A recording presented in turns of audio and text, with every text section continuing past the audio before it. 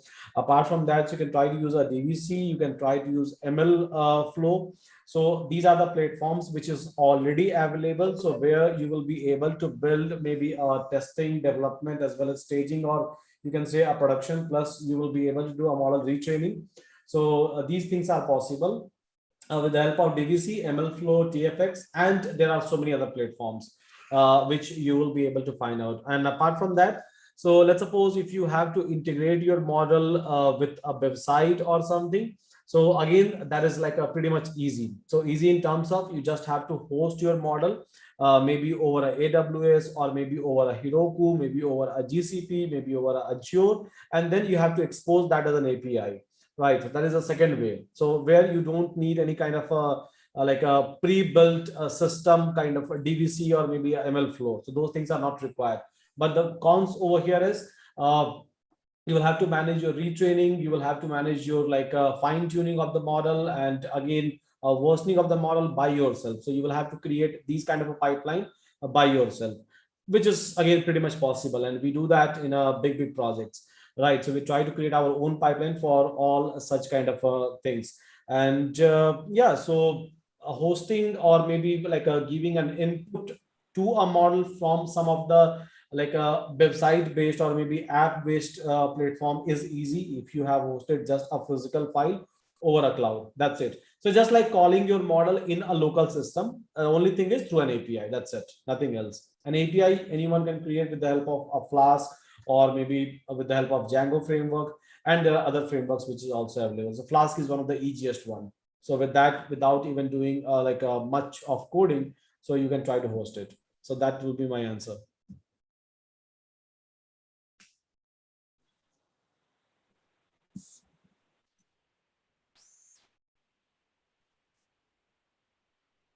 Yeah, Aman. So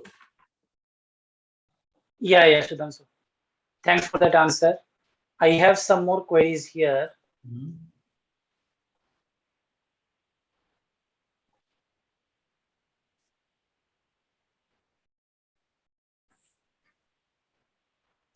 Okay, so one follow-up question on that. Assume that I have one e-commerce site built in PHP. I want to use recommendation system for it. How to use ML model for that?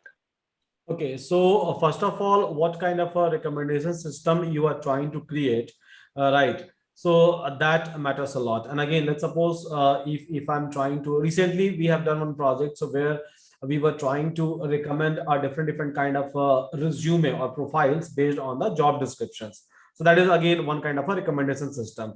So over there again, so we have a bunch of JD, we have like thousands of resumes. We were trying to like match keyword matching, you can say, or maybe we were trying to do a clustering of the word, and then based on that, so we were trying to provide a ranking to each and every I believe to each and every resumes or to each and every profiles. And based on that, so we have created our own model, and then we were trying to we were trying to like host it. So yes, this depends upon the data set, or it just depends upon kind of a problem that we are going to solve, nothing else.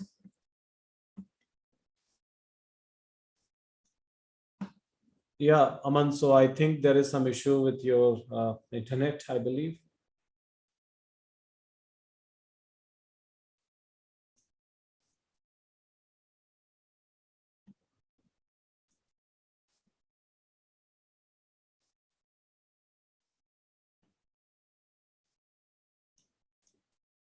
Okay, so Gaurav is asking that companies usually prefer experienced data scientist having 5+ years of experience than a fresher. So really go to this field.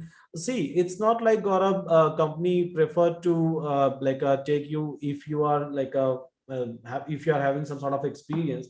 So there are companies, and if you will go and check even our portal, even our website or YouTube channel, or maybe a Chris Naik YouTube channel, you will be able to find out that there are so many freshers, right, who were able to get it, right? So yes, 5 year back situation was different. So 5 year back, so in a data science field, in data science area, so everyone was looking for someone who is having a master's degree or maybe a PhDs. But down the line, so in last like a 3 year, you can say, so people have started hiring even a person or even a candidate, So who was having like a 4 or 5 year experience, and maybe out of 4 or 5, there was like a 1 or 2 year experience into a data science. Now the trend is people are hiring everyone. So there is an opportunity available for each and everyone. So it's a fresher, or maybe it's a experienced candidate, it's a master's candidate, or maybe a PhD candidate. So for each and everyone, there is an opportunity, and you can just go and check maybe a Chris Nayak or Ayn channel. So I think you will be able to find out many testimonials, many people, so who have done a transition, or who are able to, not a transition, not a correct word. So who are able to get a job, right, even though they are fresher, right? So 2020 pass out. So yes, they are able to get it. So it's not like it's just for like a like an experienced candidate. And like, should I learn, should I really spend my time learning data science, ML, NLP, CV? See, data science is a combination of, you can say, a little bit of mathematics plus machine learning plus like a deep learning plus computer vision plus advanced NLP, or state of the art NLP. Let's suppose if I have to get into just a machine learning area. So what I will do is I'll just try to like prepare myself on a machine learning part. Preparation is fine, that doesn't matter, right? The only thing which matters over here is a project. So if you are able to do at least one project, and when I'm talking about a project, I'm not talking about just a very simple project, right? So where you build a model and then deploy it, not, no, that, not that kind of a project. I'm actually talking about a kind of a project, right? So where complete pipeline development, UAT, pre-prod, prod, again, like a ops pipeline, over there, you can try to use maybe a Docker, Kubernetes, complete EDA structure, complete a statistical analysis, right? And again, integration with BIM app, or maybe with respect to a mobile app, plus dashboarding, plus databases. So where all these things comes into a picture, that is called as project. So if you are able to do at least one such kind of a project, I think your work is done and you are good to move. So the major thing is you have to work on the project, right? Learning is not at all a big deal. Everyone is trying to learn. We all have some sort of understanding about machine learning, maybe stats, right? So learning is not a big deal. Work, right? If you are able to work, I believe it's more than enough. From where I can get a data for research-based project. Okay, so maybe I can give you a couple of like a example. So you can look into a UCI repository. If you are looking for, or if you are willing to purchase a real-time data, you can go and hit Rapid API. In a Rapid API, you will be able to find out a data set for each and every domain. Millions of APIs are available over here. Some of them are free, right? And for some of the data sets, so you will have to make a payment. Let's suppose if I'm looking for a Fitbit data set, a real-time healthcare data set, right? So even that is possible to get those kind of a data set. And yeah, so even a real-time data set you will be able to pull. Even a streaming data set, batch data set you will be able to pull, which will be a real-time sensor data set you will be able to pull, right? But yeah, so sometimes you'll have to make a payment, but that is a source. Likewise, there are so many platforms which is available. Okay, so next question is still data science ops is in trend in a current data science industry?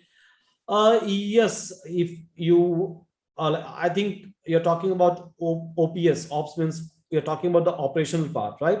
Or AI ops or ML ops. So yes, AI ops and ML ops, or maybe if I'm talking about just an ops, so where you will see a Docker, Kubernetes, Jenkins, and many other things, Terraforms, and many other different kind of a tool. So yes, these things are important to build any kind of a industrial grade a project. Without that, you won't be able to build this kind of project at all. So yes, these things is very important. Okay, so Gaurav is asking again a question that how much Why Himalaya is saying, why Himalaya is still data ops? I'm sorry. still means it is there. There is no question of still. Yeah. Okay. So Gaurav is asking a next question: how much importance data structure algorithm is for data science and ML engineer? See, let me tell you these things very clearly. Many of us are confused that we are trying to prepare for a data science. We are preparing for machine learning, deep learning, computer vision, NLP, reinforcement learning, and all such kind of things. But what if companies are going to ask a question on data structure algorithm? So let me separate this entire situation. So if you are going for a MNC companies, service-based companies, they will not try to ask any kind of a question on data structure algorithm. they will just ask a very, very basic question. Again, if you're a fresher, or maybe if you have an experience in between 2 to 3 years. But let's suppose if you are going for a product-based companies, in that case, for sure, they will try to ask a data structure algorithm question. Again, those questions they will ask from maybe one or two from a scenario based, and then a couple of questions from linked list or maybe a string manipulation, max to max with respect to some tree algorithm. So maybe ABL tree, red black tree, B tree, B plus tree. So they may ask, or maybe a tree traversal in order, pre-order, post-order. So in this sense, they may ask a couple of questions. There is a possibility just for a product-based companies. But again, many startups or majority of the startups and MNCs, all MNCs are not going to ask a data structure algorithm based question if you are going to apply for a data science role, right? So I think your understanding is clear. So based on your target, you can make a preparation. You can just like can create your roadmap. How can I get a data science internship? Okay, so I believe for data science internship, so Ainon has already like given you an internship portal. You can just go to Ainon website, click over there. That internship is available for everyone.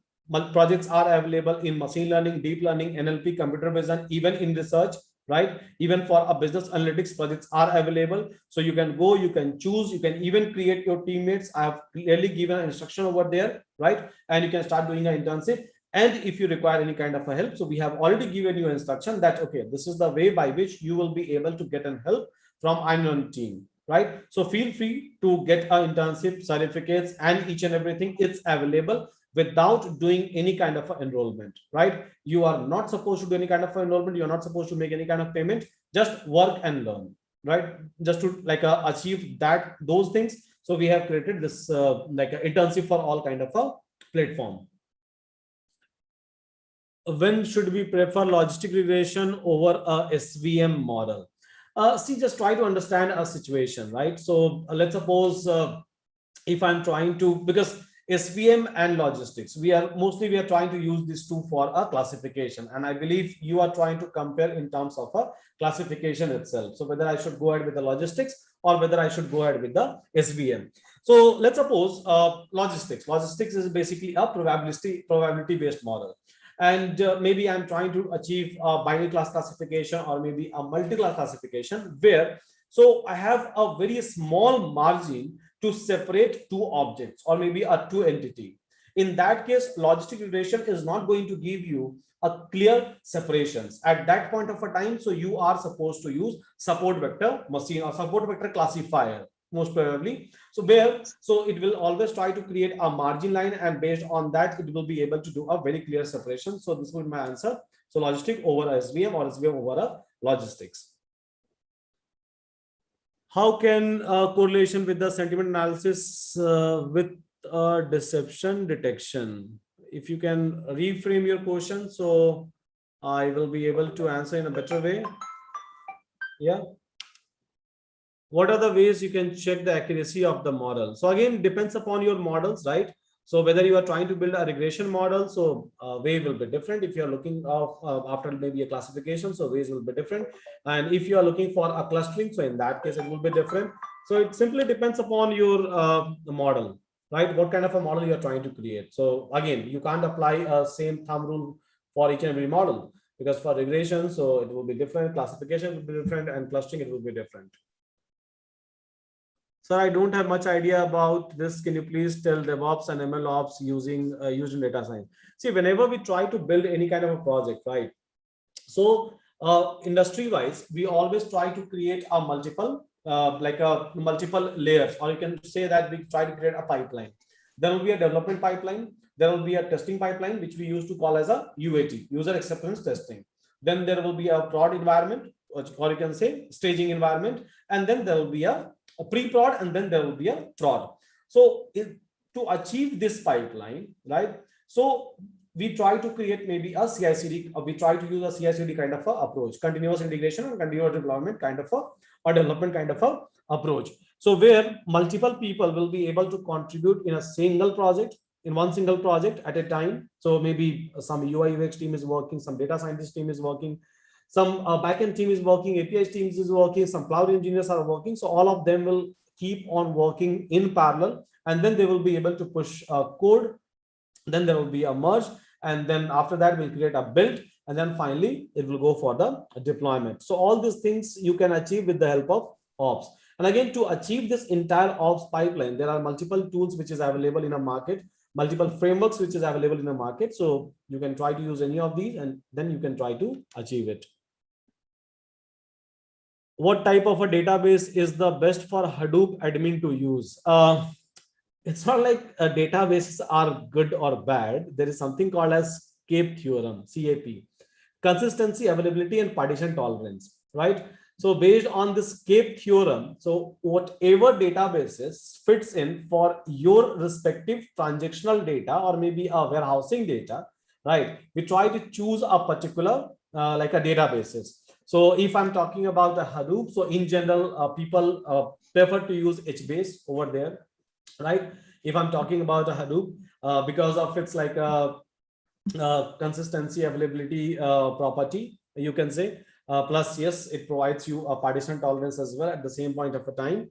And yeah, so it's kind of a databases where on the fly you will be able to create a columns, you will be able to fill in the records, and then transactional time will be very, very less if you're trying to fire a query on top of this, because internally it is going to create an indexing. So HBase is a preferred one if I'm talking about just a Hadoop environment. How can read a research paper in a better way? So by reading it, see, so the thing is, first of all, why you are going to read it? It's not like, see, there are millions of research papers which is available. So you're not supposed to touch all the research paper, right? First of all, you will try to identify that what kind of a problem you are trying to solve. Once you will be able to identify, then you will start like thinking about a solution which is available. Okay, so if that solution is going to work, fine, I'll try to implement it. If not, maybe that is available in a research paper, and maybe I'm looking for some sort of an inspiration out of it. So then I'll start looking into a research paper, because by that time I will be able to get some sort of a scenario, some sort of an environment where I can like I will be like I can behave like an educated person, that okay, fine, so I'm trying to solve this problem, and yes, this problem is been explained, or maybe solution has been explained inside this particular research paper, right? So maybe then I can line by line, I'll go through it, I'll try to like see, or I'll try to look into the equation part, I'll try to convert those equations into an implementation. In this way, I'll try to move in general. This is how I do. So whenever I take like most of the computer vision classes, so I discuss almost all the research paper for that one. So this is how I discuss. First problem statement, and then start breaking a research paper in like a paragraph by paragraph, and then it's like an explanation inside the research paper. To learn HBase, from where I should start learning? So first of all, try to understand HBase. Okay, it was available in my big data classes, but yeah, as you're asking this question, so learn HBase. First of all, try to understand the architecture of HBase, which is a little bit complex, but yes, you will enjoy it for sure, right? Because the way they have created the complete HBase architecture, it's really very, very good and amazing. Again, generally I take like a 2-3 hour of classes just to explain the HBase architecture. Then once you will come to the implementation, as compared to a theoretical part of HBase, implementation is nothing. It's very, very easy. I think just a piece of command, and we all know how to insert, update, delete something from the SQL DB. So again, similar to that, you will be able to perform inside HBase. Syntactically, it's different, but again, logic-wise, it's not. How to get feature importance in GBDT? So suppose having a 15 feature, how can I get which feature is gradient boosting tree? I think decision tree you're talking about, right? I believe this is what you have like referred as GBDT. Yes, GBDT. Yeah, gradient boosting. Suppose I have a 15 feature, how I can get which feature is most important? So maybe you can try to check a correlation between the features and labels. So what is a relations it is trying to showcase, whether it's a strong relation or it's not a strong relation. That is one way, right? If it is not, then you will, or you can try to even check even a statistical test you can try to perform. And even a statistical test will tell you that, okay, so what is the relationship between our features and the label which is given to you? If it is not showing you the strong relation, so maybe in that case, you can try to go ahead with the decomposition, demonstrated action, or you can try, or to achieve that, you can try to use maybe a PCA, kernel-based PCA, or maybe a LGA, and then you can try to do a demonstrated action. Then you can again try to check, so whether I'm able to improvise this correlation between feature and label or not. And based on that, you can try to decide, and then you can try to put up these things inside a gradient boosting decision tree, or maybe in any like a classifier, or maybe in any kind of a regression.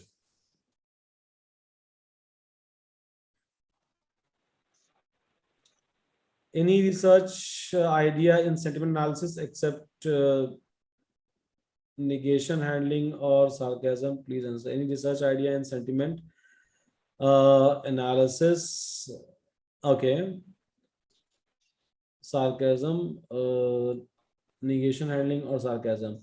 See, again, sentiment analysis, generally people think that we can try to perform based out of the textual data, but what even we have done is we have implemented a sentiment analysis even based out of a computer vision, like implementations we have done, so that in a real time you will be able to identify a gesture of a particular person, and based on that you can instantiate an action, right? So there are so many applications again available on that particular part, where we are not using a conventional sentiment analysis kind of a system. So it's a state of the art computer vision based sentiment analysis kind of a systems that we are using. I'm struggling in computer vision, from where I should start. So you should start from a deep learning first of all, and deep learning wise, try to understand neural network architecture, try to understand your loss functions, try to understand your optimizers loss function wise, almost 10 12 loss functions, optimizer wise, almost all the optimizer, starting from maybe you can say loss function wise. So I believe there are like a series of loss functions which is available, plus optimizers which is available.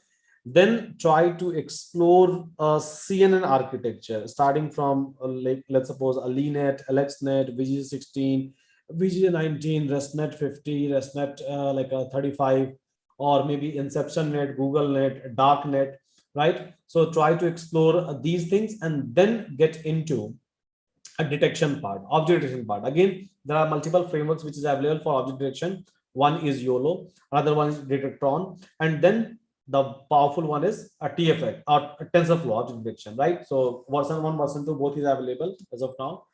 Then you can start looking into this object detection algorithms, and then segmentations, and then tracking. So that is the path that you are supposed to follow to get into a computer vision, which will cover almost everything.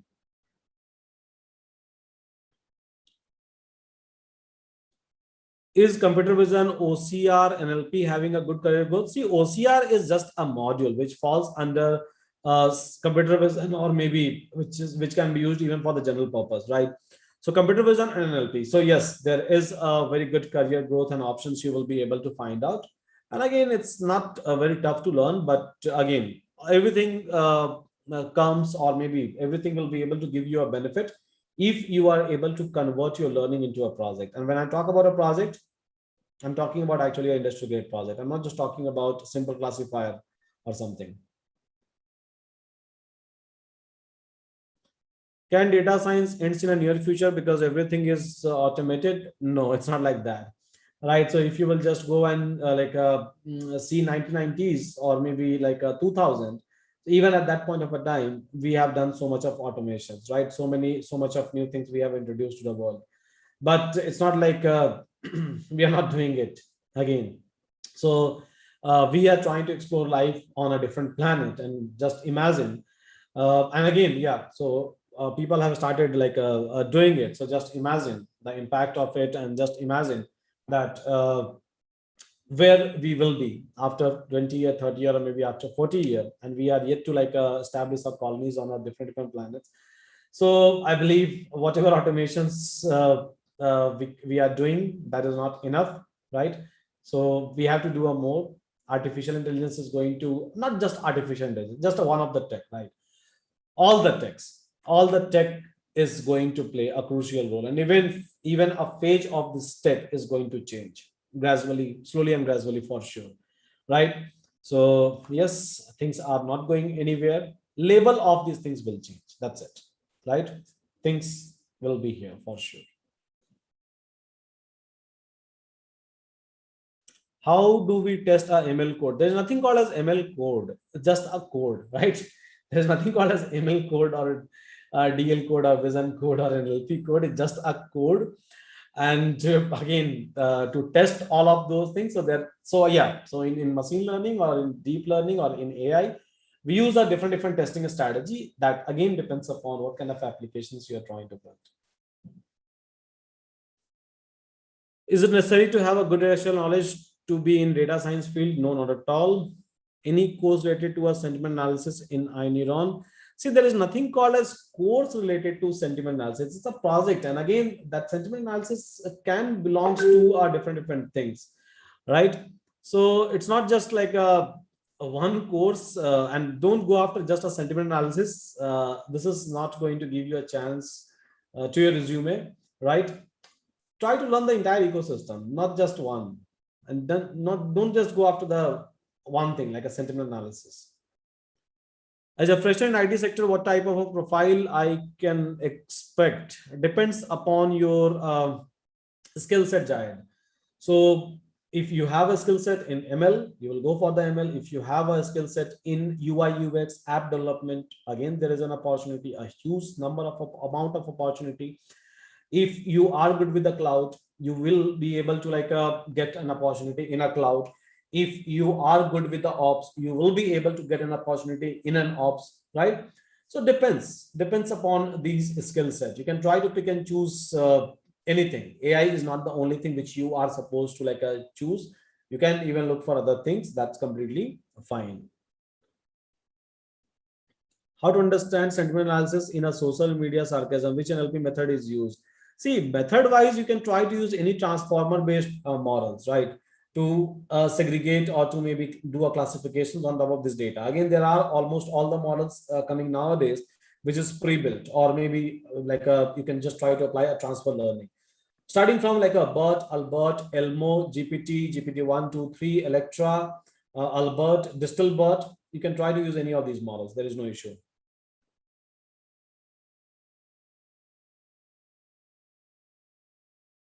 How do we load external data 1 terabyte into AWS to prepare a model? Maybe you can try to keep all those things into a S3 bucket, and then from S3 buckets, so you can try to load these things into a EC2 environment. And then over there inside the EC2 environment, you can try to build the model. So struggling with the implementation of the transformer studied from a Krishna XR channel and from the various blog. Yeah, that's a problem, right? So in our class that is available. This is the only thing which I can say. Please add Krishna X sir. So yes, he will be available in our upcoming sessions, right, Aman? So I think we have a plan to bring him. Yes, true. How to improve our problem solving in programming? See, the thing is, try to start one project, right? Create all the steps, try to create all the modules which is required, and then start building all of those modules, right? One by one. That is a best way. So just try to build even a small tool. Let's suppose I'm trying to build a tool by which I will be able to browse each and every files which is available inside my system, right? Or I will be able to perform a sorting, or maybe I will be able to do an append operations of all the PDF file, all the Word file, all the Excel file. So maybe I can try to build one small tool. This is what people used to do in my classes, right? I asked them to build this kind of a tool in their initial days. So what happens is when you will try to solve this problem, right, automatically you will face multiple challenges into a multiple modules. And once you will start solving it one by one in bits and pieces, you will be able to get a very good command over to it. So this is what I do in general. So if I have to learn something in a quickest possible way, I just run after the application. So I just start from the scratch, build it, a very small one, not a big one, very small one. And then at the end of the day, I'll end up learning. This is how you can improve a problem solving skill.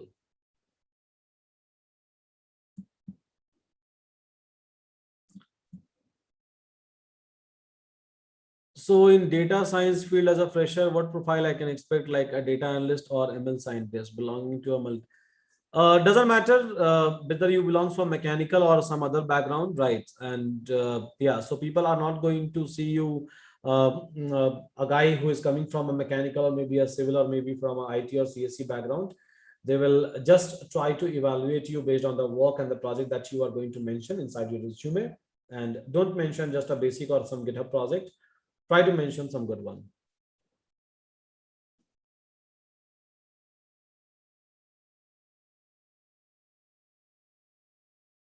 Yeah, so Aman, shall we like take more questions or Yeah. People are asking about your first job, Sudhanshu. which one? Your first job. Okay, so it was not that amazing. Like it was kind of you can say when I was in fourth year, so I got a campus placement in a simple company. Its name is Bipro. I think we all are aware about it. And yes, so at that point of a time, 8 year back, you can say. So at that point of a time, I got my training. I just joined Wipro as a fresher. Then I got my training in all this Java stack, all these developments and all those things. Right. Many things again I have studied, but I don't know why. Then I like they have deployed me in a SAP, they have deployed me in a SAP project. So where I was working into SAP BibDynamo Pro, Fiori, UI5, as well as HANA for one of the like a client, right? I was developing all those applications with the help of Dyno Pro and then like a Fiori and UI5. Then I get into a big data, then I get into a data science. So this was my like a journey, my first one sort of way. In detail, so I have already mentioned these things in my channel. So about my entire journey, I think I have like a spent like a 30-40 minutes of time over there. So we will question in next session, Sudhanshu. Just one thing I would like you to mention about your iNeurons full stack data science course once in short way, like what that covers and how it will be Yeah, so beneficial. I think guys, everyone, so uh, we have scheduled these things for an interview, right? So where we were supposed to take an interview of Sai, but because of some issue with his network connectivity, so I believe we are not able to take his interview, and I'm just the one who is answering the questions, right? Actually, Sai was supposed to answer all these questions from our side.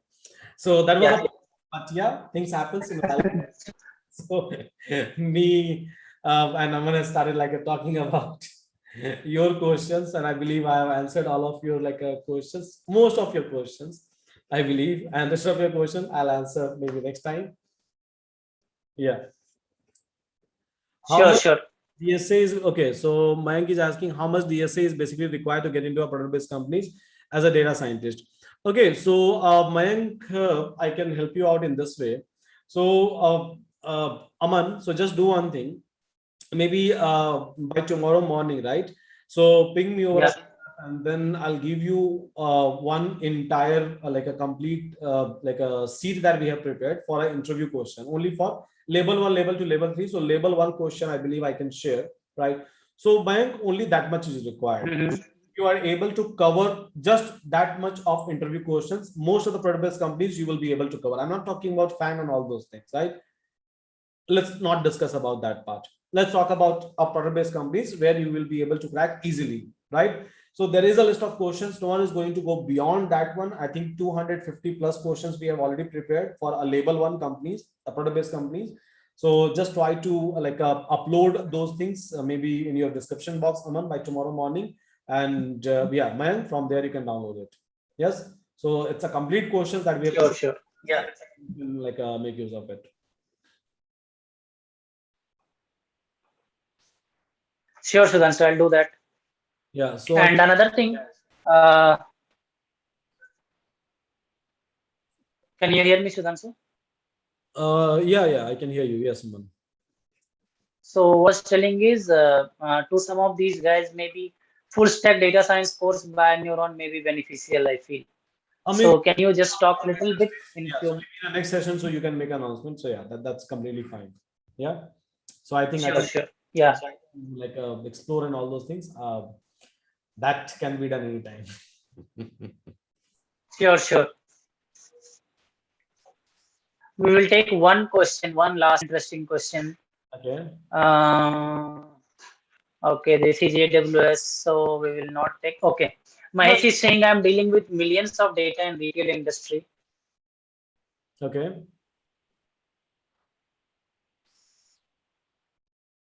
How do I analyze this data in SageMaker? SageMaker, why memory problem or why the space is a problem? See, SageMaker is something which like Amazon has already given you. Like it's kind of a pre-built platform where you will be able to like just like integrate your data sources, and then you can try to build some of the model on top of that. You can do maybe analysis of these things. You maybe try to create a pipelines, then you can try to build a model and then deploy, and then again you can try to retrain. It's just like ML ops or just like a DVC.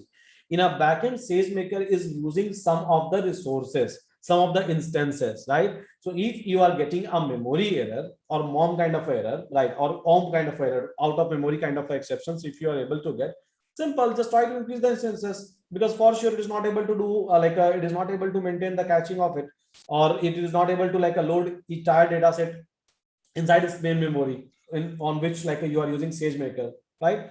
So just have to, and again, so there is an option available over a SageMaker to increase or maybe to scale it up in terms of number of instances that you are using. So yes, just go ahead and use it. Sure. Thanks for the answer. So guys, we will continue in next session and hopefully we will be able to do interview in next session. Okay. Yeah. So thanks guys for joining. Thanks Sudhanshu a lot for your valuable time. Yeah. We will sync up in the next session. Yeah. Thank you. Thank you so much, Aman. Thanks. Yeah. Thanks guys. Bye.